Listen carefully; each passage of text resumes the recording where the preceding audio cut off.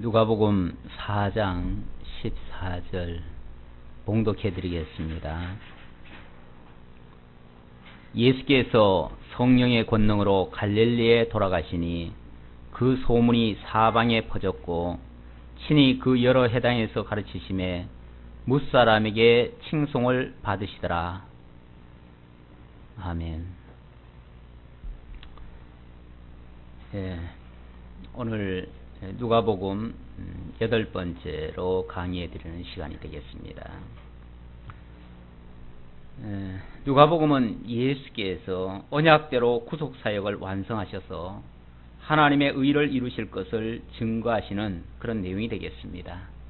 그동안 예수께서 잉태하신 사건과 출생하신 사건, 그리고 성장 과정을 통해서 예수가 구속사역을 완수하시기에 합당한 자격을 갖추고 있는 하나님의 아들이신가에 대해서 증거를 해 주었습니다. 지금까지 증거를 통해서도 예수는 틀림없는 하나님의 아들이요 구속주의 자격을 충분히 갖추고 있다는 사실을 입증받았습니다. 그리고 지난주부터는 본격적으로 예수께서 공생애의 시작을 알리셨습니다. 공생애를 시작하시는데 첫 번째로 하신 일이 바로 사단에게 시험을 받는 장면이었습니다. 그것도 어쩔 수 없이 받는 것이 아니라 아주 적극적으로 성령에게 이끌림을 받아서 친히 시험을 받으셨습니다. 이런 시험을 통해서 어쩌면 통과 의례를 마치신 다음에 물론 승리하셨죠. 시험에서 승리하시고, 그리고 오늘부터 본격적으로 성경에 기록된 그 구속사역을 당신이 친히 완수하심으로 당신이 그 언약을 이루시는 그리스도이심을 증거해 주십니다. 그리고 성경대로 되어지려고 하다 보니까 자기 고향에서는 인정을 받지 못하는 장면도 나옵니다. 모두에게 다 인정받아야만이 그리스도가 아니고요, 때로는 인정받지 말아야 될 곳에서는 받지 않아야 그것 역시 그리스도이심을 증거하는 겁니다. 성경에는 특이하게 예수님께서 인정받지 못할 곳이 있었습니다. 그곳이 어디냐 하면 바로 고향입니다. 고향. 일반 상식으로는 가장 많은 사람들이 고향에서만큼은 인정을 받습니다. 그렇죠? 일반 상식으로는 그렇습니다. 국회의원 나서려고 해도 고향 가면 되잖아요. 그렇죠? 그러니까 고향 땅에서는 누구나 다 인정을 받는데 예수가 그리스도이심을 증거하기 위해서는 오히려 고향 땅에서만큼은 배척을 받으십니다. 이것도 아주 특이한 현상이죠. 그러니까 예수님의 그 표적들은 모든 것이 평이하지 않습니다. 오히려 역설적인 이야기가 많습니다. 일반 상식을 뛰어넘는 그런 이야기들이 많은데 바로 고향에서 배척받는 것도 그 중에 한 예입니다. 자, 그러면서도 다른 지역에서는 적극적으로 복음을 증거하시는 이런 역사를 하십니다.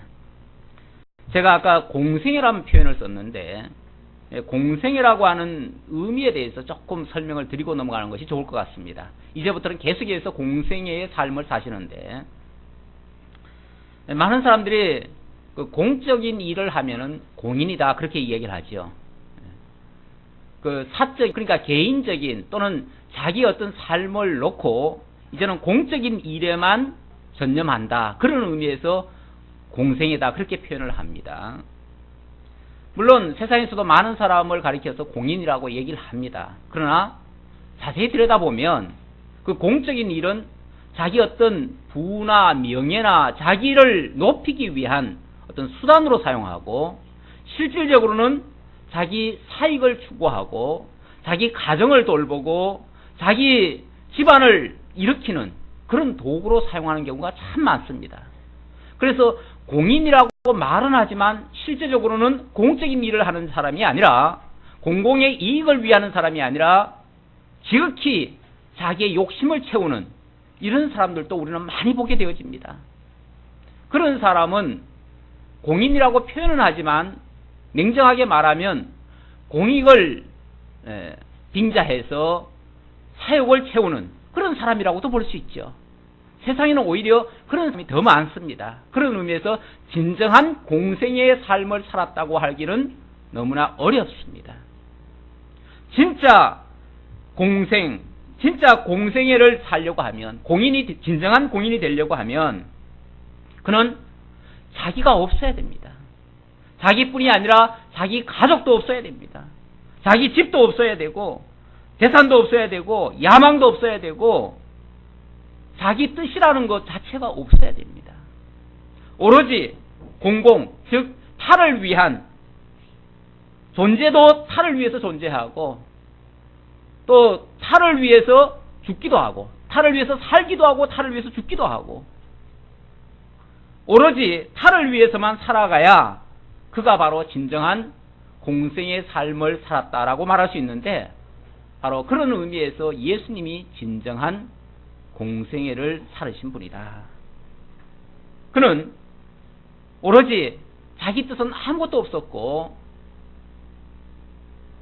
하나님의 뜻과 이웃을 사랑하는, 그래서 공공을 위해서 사시기도 하고 죽기도 하셨습니다.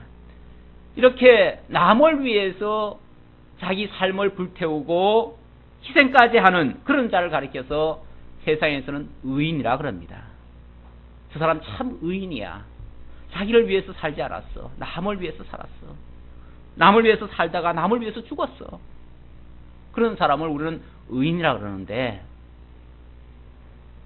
온전히 타를 위해서 살다가 죽으신 그 예수님이야말로 참 의인, 하나님의 한 의가 되시는 그분이 되겠습니다. 그래서 성경은 하나님의 한 의가 이 땅에 나타났는데 그를 가리켜서 예수 그리스도다, 그렇게 표현하고 있습니다. 진정한 의인의 삶을 사신 분이십니다.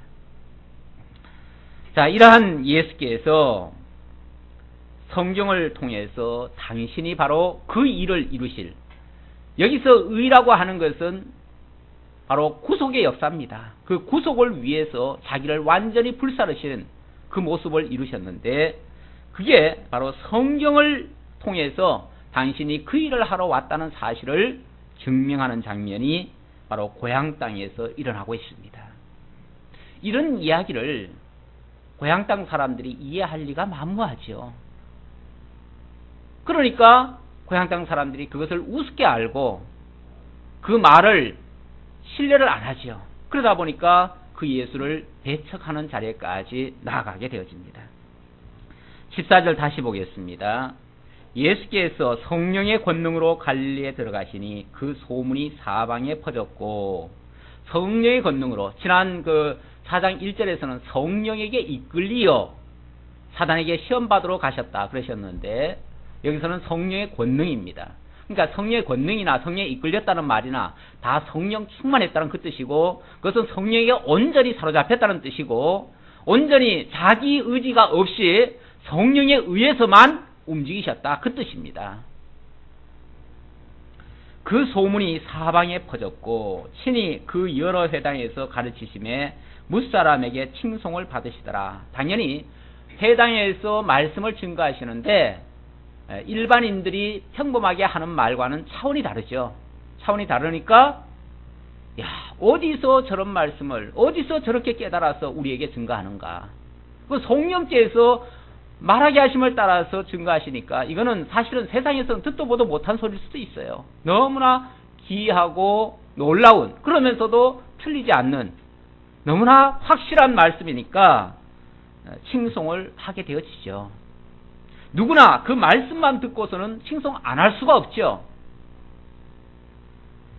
그런데 고향 땅에서는 조금 대접이 다릅니다. 16절에 보니까 예수께서 그 자라나신 곳 나사렛에 이르사 안식일에 자기 규례대로 회당에 들어가사 성경을 읽으려고 서심해 선지자 이사야의 글을 드리거늘. 이 안식일이면은 항상 회당에 가는 것이 이제 습관이죠. 우리가 오늘날 주일날 교회에 오는 것처럼 안식일이면 회당에 유대인들은 의뢰히 갑니다. 가서 뭘 하는가 하는 일이 성경을 읽는 일입니다. 거기 회당장이 성경을 읽고 이 풀이해 줄 수 있는 그런 선생된 자들에게 성경을 들려줍니다. 그러면 그 사람이 그 성경을 읽고 들려주는 걸 읽습니다. 읽고 그리고 거기에 대한 뜻을 깨달은 대로 전하는 거죠. 그런 식으로 이제 회당장은 약간 열려있는 공간입니다. 이 성전 같은 경우에는 오로지 대제사장 또는 제사장만이 거기서 모든 것을 주관하고 나머지들은 완전히 피동적으로 가만히 그냥 보기만 해야 됩니다. 그런데 회당은 그렇지 않습니다. 회당은 사실은 묻기도 할 수 있고 또 답을 할 수도 있고 풀이할 수도 있고 여러 가지 다 자연스럽게 할 수 있습니다. 오늘날 교회에서 자연스럽게 성경을 풀어서 가르쳐 주기도 하고 또 질문을 받을 수도 있고 이런 것이 자연스럽게 일어나는 곳이 바로 회당입니다. 오늘날 이 교회당의 모습은 사실상 구약의 성전 개념이 아니라 바로 회당 개념입니다. 이 회당 개념으로 오늘 우리 교회가 운영되고 있는 겁니다. 그래서 이것은 자연스럽게 성경을 읽고 성경에 대한 풀이를 해드리고 그리고 혹시 궁금한 게 있으면 또 질문도 할 수도 있고요. 그러나 뭐 예배 중에 이제 분위기가 흐트러지니까 예배 중에는 될 수 있는 대로 하지 말고 예배가 끝난 다음에 질의응답도 할 수 있고 이렇게 하는 것은 지극히 자연스러운 현상입니다. 그건 일찍이 회당에서 되어졌던 일들인데 바로 예수님에게도 회당장이 성경을 준 거예요. 그 당시에는 성경이 오늘날처럼 이렇게 66권 합본이 되어 있는 게 아니고 조각조각 나 있었습니다. 그래서 이사야 성경을 쉽게 말하면 예수님께 들려주면서 들려준 거죠. 그랬더니 예수님께서 이사야 성경 중에서 한 부분을 펴셨어요. 그리고 그 부분을 읽으시는 거예요. 그런데 그 장면이 어디냐면 17절 다시 봅시다. 선지자 이사야의 글을 드리거늘 책을 펴서 이렇게 기록한 데를 찾으시니 이게 이사야 61장 1절로 3절의 말씀입니다. 61장 1절에 3절 여러분들도 한번 찾아보시면 좋겠습니다. 그 말씀이 사실인지 그 말씀을 펼쳐셨는데 뭐라고 읽으셨냐면 곧 주의 성령이 내게 임하셨으니 우리 성경에는 하나님의 신이 여호와의 신이 뭐 이렇게 신이라고 되어 있는데 사실은 그 신이 아니고요. 그 영으로 번역되는 것이 더 정확합니다. 그래서 성령이라고 하는 것이 더 정확한 표현인데 우리는 그냥 전부 다 신이라고 표현을 해놔가지고 이 신이 귀신 신자를 쓰거든요. 그래서 사실은 귀신 신자를 쓰는 것이 별로 그렇게 하나님 앞에 합당한 용어가 아닐 수도 있어요. 그래서 최근에 번역된 성경에는 이걸 영으로 바꿨습니다. 그래서 하나님의 영이 이렇게 하는 것이 더 맞고 그걸 주의 성령이라고도 얘기할 수 있죠. 이제 신약 성경에서는 그걸 이제 성령이라고 표현을 했다 그 말이죠. 주의 성령이 내게 임하셨으니 이는 가난한 자에게 복음을 전하게 하시려고 내게 기름을 부으시고 나를 보내사 포로된 자에게 자유를 눈먼 자에게 다시 보게 함을 전파하며 눌린 자를 자유케 하고 주의 은혜의 해를 전파하게 하려 하심이라 하였더라. 그 말씀을 읽었어요. 그래 놓고 책을 딱 덮으십니다. 덮으시더니 하시는 말씀이 그 맡은 자에게 주시고 앉으시니 회당에 있는 자들이 다 주목하여 보더라. 도대체 무슨 말씀 하시려고 그 성경을 읽어놓고 책을 딱 덮으시는가. 이제 무슨 말씀을 이제 할 것만 기다리고 있는 거죠. 과연 이 말씀을 어떻게 이해하시고 그 말씀을 우리에게 말씀하시는가. 지금 주의를 아주 긴장해서 듣고 있습니다. 그때에 21절 이에 예수께서 저희에게 말씀하시되 이 글이 오늘날 너희 귀에 응하였느니라 하시니 이 말씀이 오늘 너희 귀에 응하였다. 너희들의 귀에 응하였다. 응하였다는 말이 뭐죠? 이루어졌다. 그 말이죠. 이루어졌다. 지금 앞에서 열거했던 그 말씀들이 사실은 엄청난 말입니다. 엄청난 말이에요. 무슨 얘기냐면 주의 성령이 임하신 자가 기름 부음 받으신 자가 주의 성령 받으시고 기름 부음 받으신 자가 기름 부음 받으신 자가 뭐죠? 우리말로 번역을 하면 그리스도라는 말이에요. 기름 부음 받으신 자. 원래 그리스도라는 용어가 히브리어로는 메시아라고 그러는데, 메시아, 헬라어로는 그리스도. 이 용어의 뜻이 뭐냐면 기름 부음 받으신 자라는 뜻이에요. 그래서 원어에는 다 그리스도라고 돼 있어요. 그러면 주의 성령을 받으신 자, 주의 성령이 함께하는 자, 100% 주의 성령께서 함께하시는 그가 바로 기름 부음 받은 자이시고, 그 기름 부음 받으신 자가 무슨 일을 할 것이라고 예고되었었느냐 하면 가난한 자에게 복음을 전하게 하시고, 가난한 자에게 복음을 전한대요. 그분이 하시는 일이 주 일이 복음 전하는 일입니다. 그런데 누구에게 전하느냐 하면 그 대상은 가난한 자예요. 심령이 가난한 자. 우리가 오늘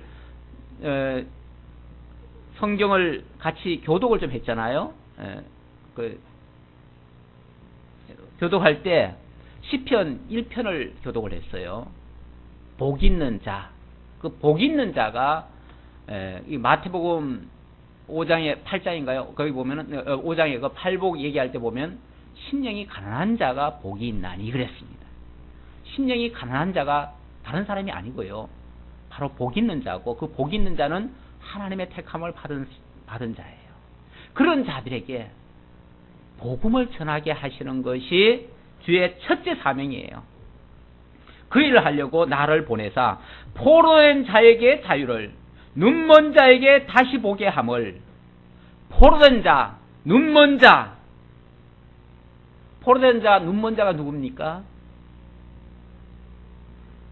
첫사람 아담 이래로 모든 인류가 죄와 사망 가운데 포로가 되어버렸어요. 그래서 모두가 다 사단에게 종로로 타고 있어요. 그런 자들을 자유케 하고, 눈이 멀어버렸죠. 첫사람 아담이 선악을 알게 하는 나무의 열매를 먹는 순간 눈이 밝아져서 모든 것을 다 알게 된다 그랬지만 사실은 눈이 어두워져 버렸어요. 그 다음부터는 하나님을 아는 지식도 없어져 버렸어요. 그 다음부터는 모든 것을 바르게 분별할 지혜 자체가 다 없어져 버렸어요. 그랬는데 그런 자들에게, 그 포로된 자들을 그 억눌린 상태에서 죄와 사망 가운데서 건져내신 다음에 눈을 띄워서 하나님을 보게 하시고, 하나님을 깨닫게 하시고, 하나님의 그 은혜를 깨달아 알게 하시고, 이렇게 하시기 위해서, 그게 바로 복음을 전하는 겁니다. 그렇게 해주시는 내용이 바로 복음이에요. 가장 기쁜 소식이에요. 죄 아래 사망 가운데 있는 자들에게 가장 기쁜 소식이 끄집어내준다는 거 아닙니까? 물속에 빠져있는 자 건져내주는 것이야말로 가장 큰 복음 아닙니까? 이 복음을 전하게 하시려고 그리스도를 성령 충만케 하셔서 보내셨다 그 말이에요. 그리고 주의 은혜의 해를, 그렇게 해서 이제 눌린 자를 자유케 하고 주의 은혜의 해를 전파하게 하려 하심이라 하였더라. 주의 은혜의 해, 그 은혜의 때라는 거죠. 바로 이렇게 하시기 위한 그 때를 맞춰서 그리스도가 오셨다 그 말이에요. 이 구속의 역사를 이루시기 위해서 이제 그리스도가 오셨다. 오셔서 그렇게 이제 이사야는 주전 700년 전에 벌써 그 예언을 한 겁니다. 이 이사야의 성경은 주전 700년 전에 기록이 됐어요. 그랬는데 그때 기록한 그 예언의 말씀이 오늘 너희에게 임하였다. 오늘부터 그 역사가 일어난다. 바로 나를 통해서 그 역사가 일어난다. 그렇게 하는 내가 바로 너희들이 기다리고 기다리던 그 그리스도다. 이 이야기입니다. 얼마나 엄청난 말씀입니까? 예수가 그리스도이심을 너무나 명백히 증거하는 그런 아주 중요한 이야기입니다. 이 말씀이야말로 너무나 그래서 큰 복된 복음인데요. 사실 예수님은 거기서 3절 초반까지밖에 안 읽었어요. 그런데 우리가 혹시 이사야 그 61장 그거 찾으셨습니까? 찾으셨으면 그 부분 한번 우리가 다시 한번 보고 넘어갑시다. 왜냐하면 그게 너무 중요하고 그것도 바로 뒷절 이야기가 빼놓을 수가 없어가지고 제가 조금 더 설명을 드리고 넘어가는 게 좋을 것 같아요. 이사야 61장 1절로 3절까지인데 그 1절 한번 다시 읽어보죠. 뭐 얼마 안 되니까. 주 여호와의 신이 내게 임하셨으니 이는 여호와께서 내게 기름을 부으사 가난한 자에게 아름다운 소식을 전하게 하려 하심이라. 이 아름다운 소식이 바로 복음이죠. 나를 보내사 마음 상한 자를 고치며 포로된 자에게 자유를, 갇힌 자에게 노임을 전파하며 여호와의 은혜의 해와 우리 하나님의 신원의 날을 전파하여, 신원의 날은 장차 예수님 재림하실 것까지를 이야기한 겁니다. 신원의 날을 전파하며 모든 슬픈 자를 위로하되, 무릇 시온에서 슬퍼하는 자에게 화관을 주어 그 죄를 대신하며, 죄를 대신한다는 말은 그 슬픔을 기쁨으로 바꾼다는 얘기예요. 희락의 기름으로 그 슬픔을 대신하며 찬송의 옷으로 그 근심을 대신하시고 그들로 의의 나무 곧 여호와의 심으신 바 그 영광을 나타낼 자라 일컬음을 얻게 하려 하십니다. 의의 나무, 의의 나무. 그 예수를 통해서 의를 이루시고 그 안에 있는 자들로 하여금 의의 나무 되게 하셔서 여호와의 심으신 바 그 영광을 나타낼 자라 일컬음을 얻게 하려 하십니다. 예수님이 바로 그 의의 나무가 되는 거예요. 뭐 에덴 동산에서는 뭐 생명나무라고도 이야기할 수 있겠지만 그 생명의 나무로 오셨던 그 분이 이 땅에 오셔서는 이제 초림으로 오셔서는 모든 택한 백성들에게 의의 나무가 되신다. 의의 나무가 된다고 하는 것은 다른 말로 하면 우리들에게 의를 입혀주신다 그 말이에요. 의로운 역사를 하셔서 의인이 되셔서 의의 나무가 되셔서 모든 하나님의 택한 백성들, 가난한 심령들에게 의의 역사를 이루신다. 우리를 의롭게 해가지고 그 의의 나라, 하나님의 나라의 백성이 되게 하신다. 이런 말씀을 함축하고 있는 말이에요. 그렇게 예언된 말씀을 오늘부터 비로소 너희들에게 응하였다 라고 선언을 한 겁니다. 이건 선언이죠. 그 성경을 통해서 당신이 그 성경에서 예언되었던 그 자임을, 그 그리스도이심을 증거해 주시는 그런 내용입니다. 그런데 안타깝게도 이런 놀라운 그 복된 말씀, 그 복음, 그 은혜로운 말씀을 고향 사람들은 받지를 못합니다. 받지를 못해요. 아무리 바른 소리를 하고 아무리 옳은 소리를 해도 받을 사람은 받지만 받지 못할 사람은 절대 못 받습니다. 그것도 제일 받지 못하는 사람이 누구냐면 가장 가까이 있었던 사람들, 고향 사람들. 왜 그러냐면 그들에게는 사실은 가장 중요한 그 걸림목이 하나 있어요. 그게 뭐냐면, 걸림돌이 하나 있는데 그게 뭐냐면 바로 선입견이라는 겁니다. 그 사람들은 너무 예수를 인간적으로 알았잖아요. 그 어린 시절을 보았고 자라는 모습을 보았고 그가 그 동네에서 있었던 모습을 보았잖아요. 그것 때문에 예수가 그리스도라는 사실은 정작 알지 못했어요. 참 안타까운 거죠. 마치 등잔 밑이 어둡다는 식으로 가장 가깝지만 가장 모르는 정말 아이러니컬한 그런 역사가 아닐 수가 없어요. 22절 저희가 다 그를 증거하고 그 입으로 나오는 바 은혜로운 말을 기이 여겨 가로되. 참 그 말씀은 참 대단한 말씀이고 놀라운 말씀인데 참 희한하다라고는 생각하면서도 이 사람이 요셉의 아들이 아니냐, 이 사람이 요셉의 아들이 아니냐, 이게 선입견이죠. 이 사람이 요셉의 아들이 아니냐. 인간적으로 생각해보면 요셉의 아들처럼 보이죠. 그러나 정확하게 성경대로 말하면 요셉의 아들은 아니죠. 그렇죠? 예. 요셉으로 말미암아 잉태한 자가 아니잖아요. 예. 성령으로 말미암아 잉태했고요. 그러니까 근본이 요셉의 아들이 아닌데도 사람들은 어쨌든 알고 있기를 요셉의 아들로 알고 있어요.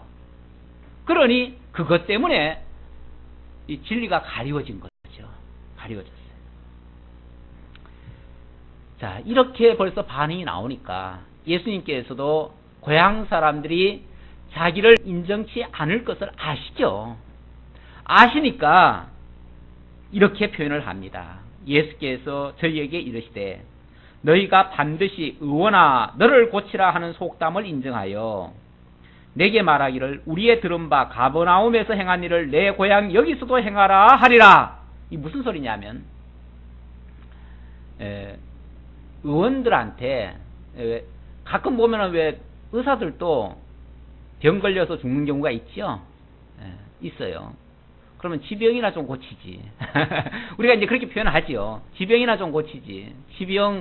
지가 암 걸려 죽는 줄은 모르고 특히 그 암 치료하시는 분들이 자기가 암에 걸려 죽는 경우가 많더라고요. 저는 그렇게 본 적이 있어요. 그래가지고 말씀드리는데. 그러면 속으로 그런 생각하죠. 지병이나 고치지. 남 병 고친다고 그 난리를 쳤냐.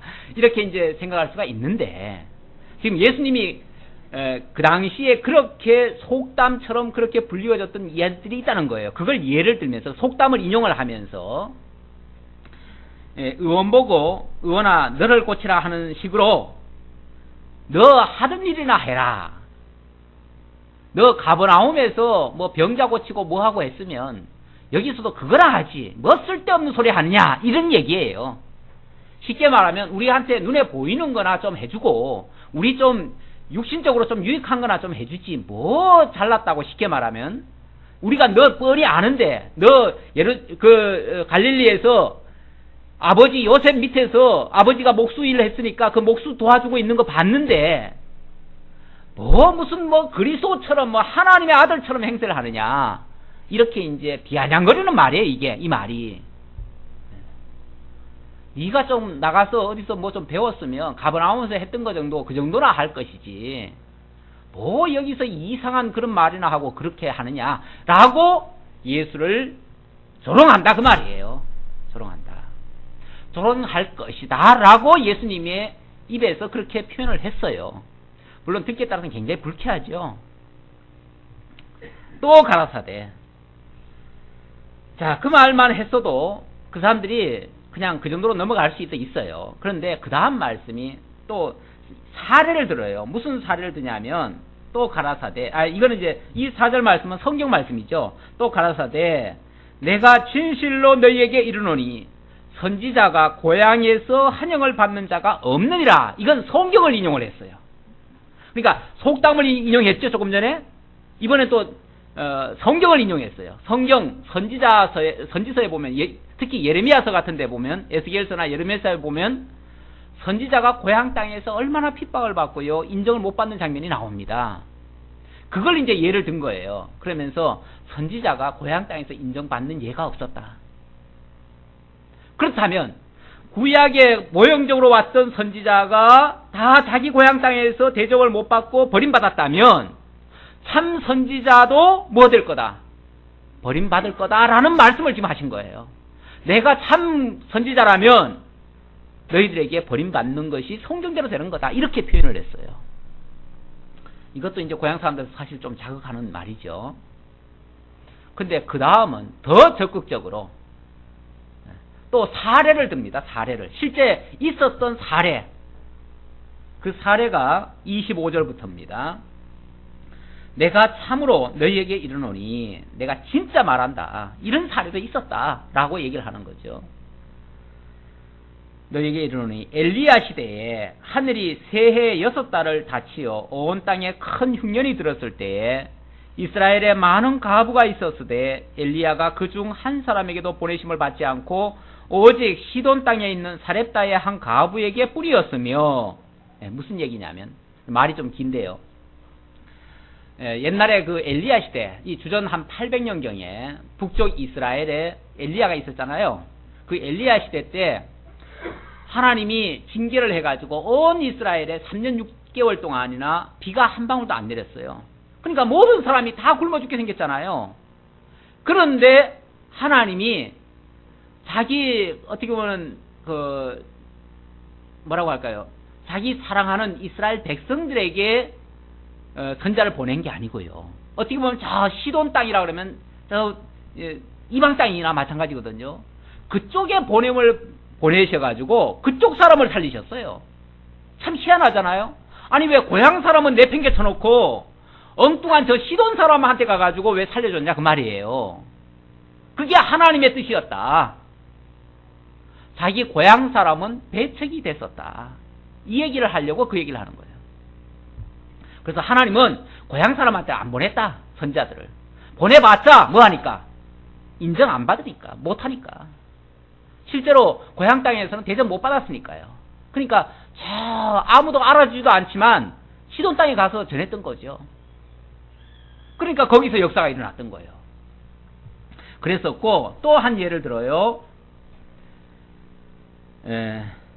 27절 아닌가요? 26절 맞아요? 27절 또 선지자 엘리사 때에 이스라엘에 많은 문둥이가 있었을 때 그 중에 한 사람도 깨끗함을 얻지 못하고 오직 수리아 사람 나만 뿐이니라. 또 그와 비슷한 예가 또 있었어요. 엘리사 시대 때도 사실 이스라엘에도 얼마나 문둥이가 많습니까? 많지요. 그러면은 엘리사 선지자가 이스라엘 전국 방방곡곡을 돌아다니면서 뭐 해야 됩니까? 문둥병자 좀 고쳐주고 그래야지요. 진짜 능력이 있다면 그래야 되는데 엘리사가 돌아다닐 적마다 사람들한테 인정받은 게 아니고요. 오히려 조롱을 받고 심지어 어떤 지역에 가서는요. 대머리여 하면서 막 조롱을 해가지고 왜 막 그런 일이 있었잖아요. 그렇게 고향 사람들한테는 쉽게 말하면 조롱을 받고 내가 쫓김을 당했어요. 멸시를 받았다 그 말이에요. 그러니까 진짜 역사를 해야 될 그 역사를 어디 사람한테 했냐면 저 수리아 사람 나아만한테 그 역사를 했어요. 그 나아만은 그 이방 사람 아닙니까? 이방 나라 사람이 그 전쟁 중에 포로로 끌려갔던 그 계집 종의 말을 듣고 우리 고향에는 뭐 문둥이를 말씀만 하면은 다 치료하는 그런 선자가 있습니다. 그 말 한마디 듣고 그 멀리서 찾아왔잖아요. 그런데 그 나만을 그 엘리사가 치료해 준 적이 있어요. 왜? 그 자기 사랑하는 민족, 고향 땅, 동족한테 그런 역사가 안 일어나고 왜 이방인들한테 그 역사가 일어났느냐? 이거는 고향 땅에서 선자가 고향 땅에서 인정받지 못한다고 하는 그 증거였다라고 이야기를 했어요. 이 말을 그 고향 사람들이 듣기에는 어떻게 들리겠어요? 그리스도도 누구를 위해서는 안 왔다? 우리 고향 사람들을 위해서는 안 왔다. 누구를 위해서 왔다? 저 가난한 자들, 어떻게 보면 저 가난한 자들이라는 표현은요, 그 당시로는 어떻게 이해를 했냐면 저 이방인들, 버림받은 자들, 그렇게들 많이 이해를 했거든요. 실제로 예수님이 활동을요, 예루살렘을 중심으로 한 이스라엘 아주 중심지에서 역사를 많이 한 게 아니고요, 오히려 그 이방 땅 그 지역을 돌아다니시면서 많이 역사를 했어요. 좀 이따가 나오는 그 가버나움도 그 이방 땅이에요. 어떻게 보면 버림받고 배척받고 억눌려 살던 사람들, 역사적으로도 그렇고요, 실제적으로 영적으로도 죄와 사망 가운데서 포로 가운데 사로잡혀 있던 자들, 이런 자들, 그들에게 이 복음, 기쁜 소식이 전해지는 거예요. 자, 이런 말을 하니까 그 고향 사람들이 듣기에 사실 예수님의 이 말씀도 이해가 잘 안 됐지만 지금 예수님의 그 말씀의 의도가 너희들은 구원의 대상이 아니다, 이런 식으로 얘기하는 것 같으니까 얼마나 화가 날 말이에요. 그렇죠? 물론 고향 사람들도 예수를 인정을 못했어요. 왜? 선입견 때문에 인정을 못한 건 사실이에요. 그러나 예수님의 표현을 통해서도 그 고향 사람들이 너무나 붕괴를 하는 거예요. 그래가지고 28절 보세요. 회당에 있는 자들이 이것을 듣고 다 분이 가득하여 화가 난 거예요. 지금 예수님의 말씀은 결국 메시아는 너희들을 위해서, 우리들을 위해서 온 건 아니다라고 얘기하는 것과 똑같거든요. 그러니까 너무 화가 나는 거죠. 사실 그 사람들도 어쨌든 메시아를 기다렸잖아요. 그렇죠? 기다린 건 사실이잖아요.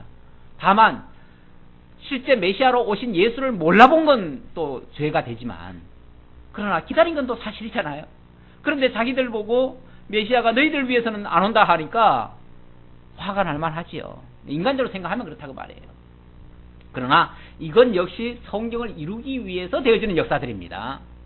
그러니까 이걸 사사롭게 이해하지 마시고 바로 성경을 이루기 위해서 이런 역사가 일어나고 있다라고 이해하시면 되겠습니다.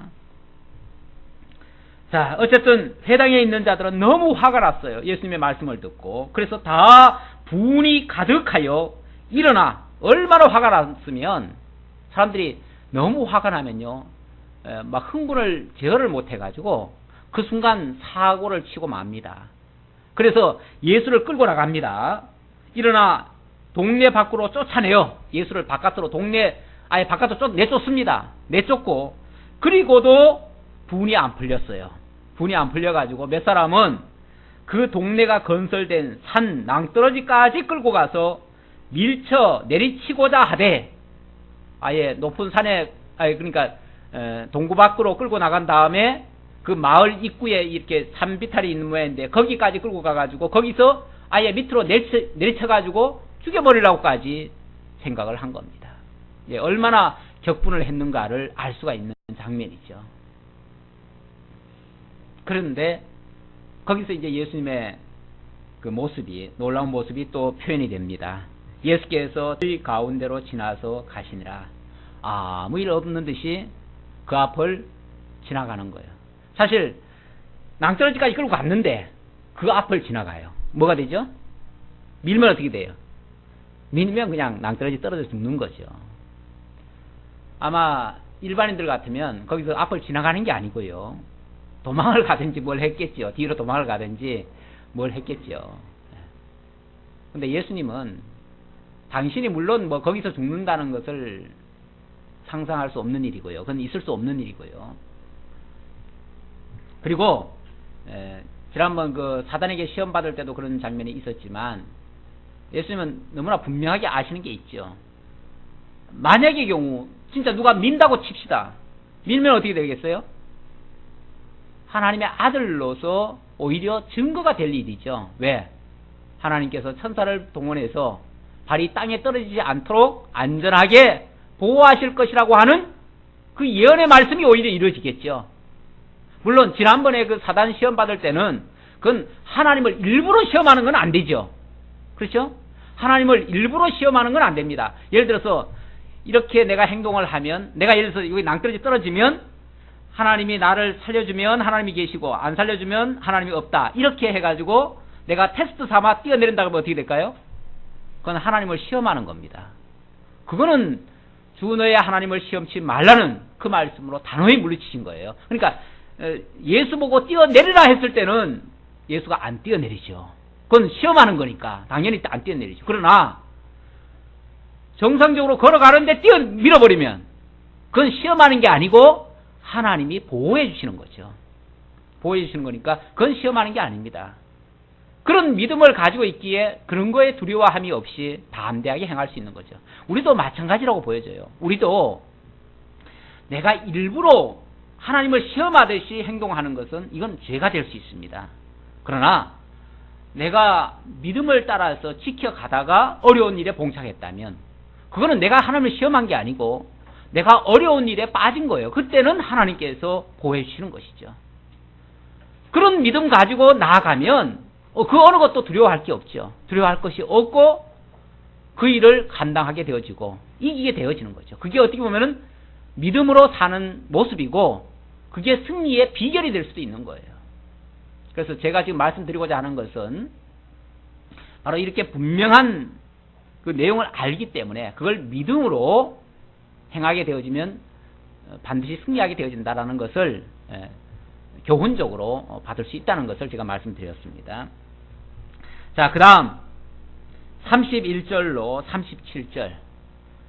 자, 마귀에게 시험을 아주 성공적으로 예수님이 승리하셨고요. 그 다음 고향 사람들의 그 배척하는 것도 성경을 이루심으로 어떻게 보면 그것도 하나의 위기인데요. 위기였죠. 그렇죠? 낭떠러지가 끌고 갈 정도니까 위기였잖아요.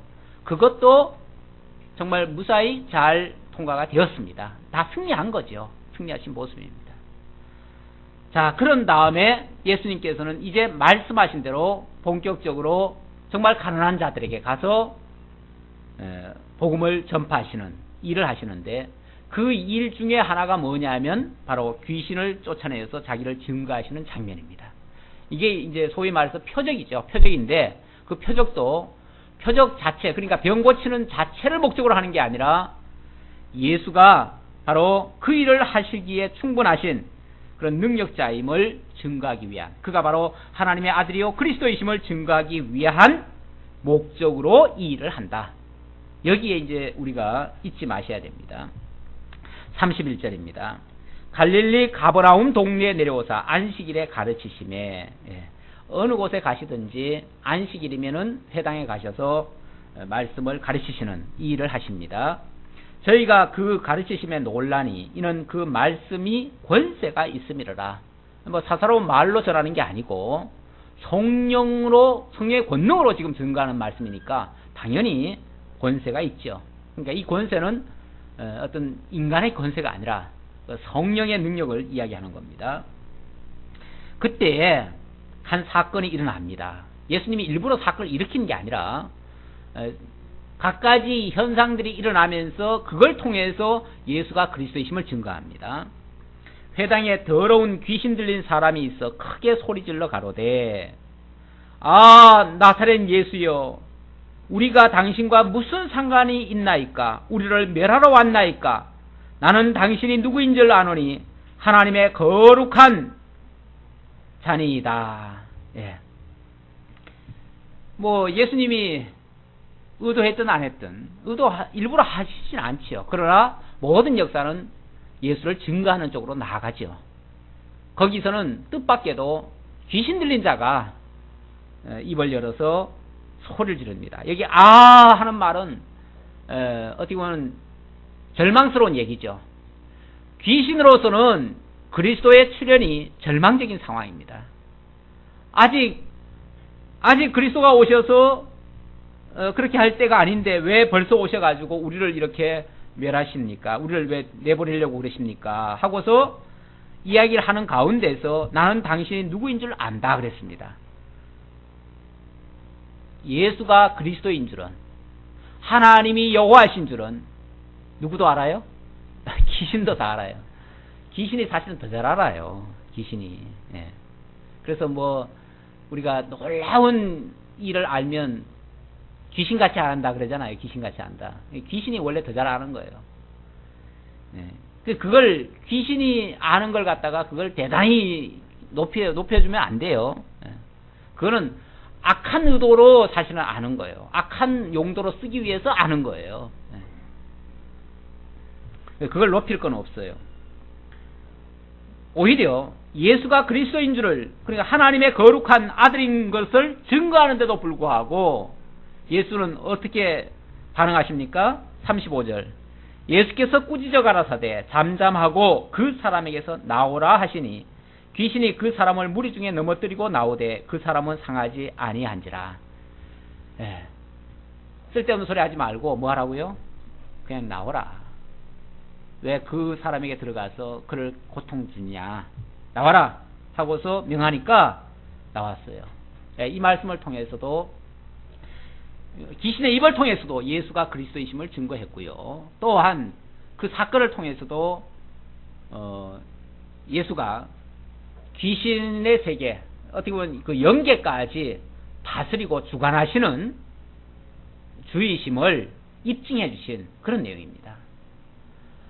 원래 그 구속의 역사를 이루시려면 죄와 사망 가운데 있는 모든 자를 의롭게 하시고 구원해 내시는 그 역사를 하시려면 귀신의 세계는 당연히 주관하셔야죠. 당연히 다스려야죠.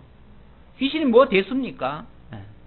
아무것도 아니죠. 그건 당연히 주관하셔야 된다는 사실을 입증해 준 거예요. 예수가 그리스도이심을 이런 일을 통해서도 명백히 증거해 주었습니다. 자, 어쨌든 이런 장면들을 보는 사람들은 너무나 놀라운 일입니다. 그렇죠? 너무나 놀라운 일이에요. 그래서 다 놀라 서로 말하여 가로되 이 어떠한 말씀인고 도대체 무슨 말을 했길래 저 귀신까지 쩔쩔매고 나가는가 그 말이죠. 이 어떠한 말씀인고 권세와 능력으로 더러운 귀신을 명함에 나가는도다 하더라. 이에 예수의 소문이 그 근처 사방에 퍼지느라. 이 고향 땅에서는 이런 표적도 안 일어났고요. 또 오히려 배척하는 환영도 못 받았는데, 오히려 이방 땅에 가서는, 이 가버나움 지역에 와서는 환영도 받고 놀라운 표적도 일어나고. 이들이 예수를 믿었기 때문에 이 역사가 일어났습니까? 사실은 믿음이 먼저가 아니고요. 이 사람들은 오히려 사실은 예수를 믿지 못하는 사람일 수 있어요. 어쩌면 제대로 기다리지도 않았던 사람일 수도 있어요. 그런데 뜻밖의 와가지고 자기들에게 그런 놀라운 말씀을 가르쳐 주시고 또 친히 그 역사를 보여주시고 이렇게 해서 믿어지게 하시는 역사까지 일어났습니다. 그래서 믿음이라고 하는 것은 먼저 되는 게 아니에요. 사실은 하나님의 역사 이후에 믿어지는 역사가 일어나는 거죠. 그러니까 내게에서 일어나는 이 믿음이라고 하는 것은 내가 하나님을 믿어야 하나님이 구원해 주시는 게 아니고, 그 반대로 하나님께서 놀라운 역사를 통해서 우리를 구원해 주시고 의롭게 하시고 그 복음을 통해서 깨닫게 하시니까 비로소 믿어지는 역사가 일어나는 거예요. 그래서 이런 믿음을 우리는 선물이라고 그래요. 선물. 이거는 내게서 의도해서 나오는 게 아니고 하나님께서 주셔서 믿어지게 하심으로 믿어지는 역사니까. 앞으로 되어지는 모든 역사 다 마찬가지입니다. 다 하나님께서 주도적으로 믿게 하시는 역사를 하십니다. 그래서 표적들, 사건들 전부 예수께서 다 믿게 하시는 역사들이에요. 조금만 더 보도록 하죠. 38절로 39절. 예수께서 중한 열병을 고치셔서 자기를 증거해 주시는 장면입니다. 예수께서 일어나 회당에서 나가사 시몬의 집에 들어가시니 시몬의 장모가 중한 열병에 붙들린지라. 사람이 저희를 위하여 예수께 구하니 예수께서 가까이 서서 열병을 꾸짖으신데 병이 나가고 여자가 곧 일어나 저에게 수종드니라. 본격적으로 표적들이 일어나기 시작합니다. 회당을 나가신 후에 시몬의 집을 방문했어요. 그 시몬의 장모가 아주 중한 열병에 걸렸대요. 오늘날로 말하면 말라리아라든지 뭐 아니면은 일종의 그 풍토병이라고 할 수 있는데, 사실 이런 병이 걸리면 우리도 뭐 시골에서 무슨 이상한 병 생기면은 모든 사람들이 사실 다 꺼리잖아요. 안 가잖아요. 오히려 줄쳐놓고 금질시키잖아요. 그런데 예수님은 친히 가시죠. 그곳을 가셔서 그곳에서 열병을 꾸짖습니다. 열병을 꾸짖었을 뿐인데 역사가 일어났어요. 열병이 그 꾸짖음을 듣고 즉시 떠나갔습니다. 즉시 떠나갔다고 하는 증거가 뭐냐면 그 병 걸렸던 그 장모가 일어나서, 그 시몬의 장모죠. 시몬의 장모가 일어나서, 환자가 일어나서 자기가 손수 친히 음식을 만들어서 음식으로 공개를 합니다. 이거는 이제 증거로 하는 거예요. 증거. 이 사람이 진짜 그 병이 확실히 나았는가. 진짜 만약에 열병 환자였다면 어떻게 쇼를 할 수가 없잖아요. 그렇죠? 뭐 나한테 할 수가 없잖아요. 몸이 아픈데 어떻게 음식을 만들고 뭘 하겠어요. 일어나지도 못하는 사람이. 그래서 예수님의 역사들을 가만히 보면 먼저 말씀으로 던지시면, 그 말씀을 하시면 그 말씀의 역사가 일어나요. 그러고 나서 그 증거로서 그 다음 일들이 일어납니다. 예를 들어서 내 제3을 받았느니라 그 말을 하니까 그 다음에 무슨 일이 일어나죠? 그가 중풍병자에서 벌떡 일어나죠. 그리고 예수님을 따르는 그런 장면들이 나오죠. 이건 물론 나중에 있는 일인데 이제 그 어떻게 보면 하나의 공식같이 돼가지고 제가 설명을 드리는 겁니다. 예, 이 말씀을 통해서 결국 병도 물리쳤어요. 모든 만물을, 조금 전에는 영계까지 주관하시는 그리스도이심을 증거했는데 이번에는 모든 만물까지, 모든 질병까지, 질병 권세까지 다 주관하시는 그리스도이심을 명백히 보여준 거죠. 어떻게 보면 지금 하시는 일들은 지금 초기이기 때문에 하나의 샘플이나 마찬가지예요. 내가 이것도 주관하고 있다. 이것도 주관하고 있다. 이것도 주관하고 있다. 그래서 내가 모든 죄와 사망 가운데 있었던 모든 자들을 내가 충분히 건져낼 수 있는 그리스도이시다. 그리스도다. 성경에서 예언되었던 그 그리스도가 바로 나다라는 사실을 증거해주는 표가 되는 이적, 예수가 그리스도이심을 드러내 보여주는 표가 되는 이적이다 그 말이에요. 이거를 무슨 단순히 병 고쳤다, 귀신 쫓아냈다 여기에 초점 맞추면 안 됩니다. 예수님은 이 일을 계속 똑같은 일을 하는 게 아니에요. 다음 장면에 가보면 예수님은 오히려 사람들, 그거 원하는 사람들을 오히려 피해 다니셔요. 그게 주목적이 아니라는 걸 얘기하는 거죠. 그건 주목적이 아닙니다. 오늘날 가끔 교회에서 병 고치고 귀신 내쫓는 것을 주목적으로 하는 경우가 있어요. 그것은 성경의 일부분을 가지고 너무 중시하는 겁니다. 사실은 있죠. 성경이 다 있는 얘기죠. 그러니까 성경에 없는 얘기는 아닌데, 그러나 그걸 위해서 예수님이 오신 게 아니다 그 말이에요. 만약 그걸 위해서 오셨다면 예수님이 일평생 그 일만 하셔야 되고 우리들에게도 그 일만 하라고 얘기해야 될 거예요. 그런데 예수님은 분명히 병 고치러 오는 것이 목적이 아니고 복음 전하러 왔다 그랬습니다. 복음 전하러. 복음을 전파하게 하시고 그 은혜의 해를 전파하게 하시려고 오셨습니다. 이런 그 주 목적을 분명히 알고 우리들도 그 뜻에 부응해서 살아가는 지혜로운 믿음의 성도들 다 되시기를 진심으로 기원합니다. 기도하겠습니다. 아버지 하나님 감사합니다. 하나님께서 그리스도를 보내셔서 죄와 사망 가운데 있었던 자들, 죄에 억눌려 있었던 자들 자유를 주시고 기쁨을 주시고 평안을 주시고 그렇게 해서 온전한 구원을 이루셔서 의인이 되셨음을 알게 하시고 그 의가 우리들에게 입혀져서 우리가 의로운 백성으로 하나님의 자녀가 된 것을 참으로 기쁘게 생각하며 하나님 앞에 감사를 드립니다. 이렇게 해서 우리로 하여금 예수가 그리스도이심을 확실히 깨달아 알고 믿어지게 하시고 그 예수를 보내셔서 하나님의 언약을 이루신 하나님이야말로 약속대로 이루시는 여호와이심을 다시 한번 기억하고 하나님의 존재와 하나님의 그 속성에 대해서 찬양을 드립니다. 그 영광을 바르게 깨닫고 하나님을 날마다 영광 중에 찬송하며 기쁨으로 살아가는, 그래서 우리의 삶 속에서도 그리스도가 모든 면에서 승리하신 것처럼 우리도 승리하며 살아갈 수 있는 모든 성도들 다 되도록 인도해 주옵소서. 오늘도 베풀으신 은혜에 감사해서 연보에 동참한 성도들이 있습니다.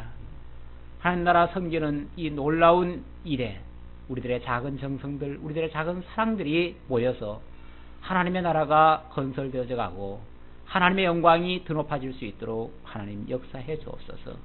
베풀으신 은혜 감사하고 예수님의 이름으로 기도하옵나이다. 아멘.